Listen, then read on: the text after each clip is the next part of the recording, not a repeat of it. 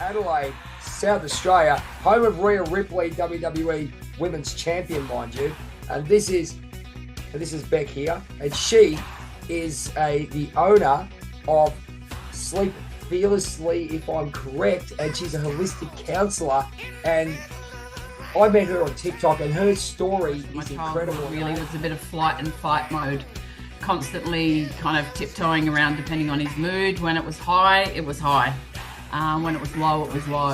And I think I was remembering when I wrote this about tying him up once when he was drunk and sleeping around the side of the house with our blankets, and then waiting for him to untie himself and run up and down the road. And I remember thinking growing up how funny that was, and now I don't.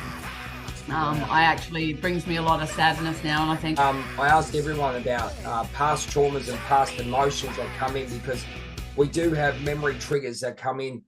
How do you feel now? I'm sorry we're going back off the topic. This is what I do to help with understanding.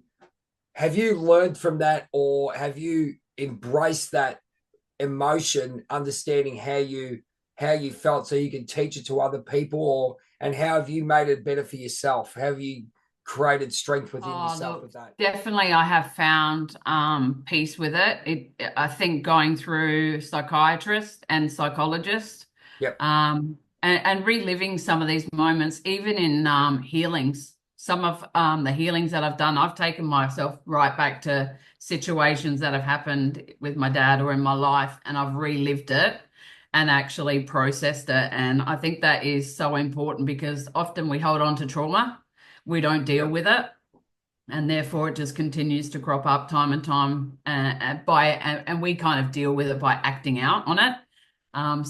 Lots of therapy and lots of self-love and self-care, and I can talk about it and disassociate myself a little bit more from it now. Absolutely. So what about I'll go before you keep going. Everyone goes, we deal with our pain, or you have to go and deal with it.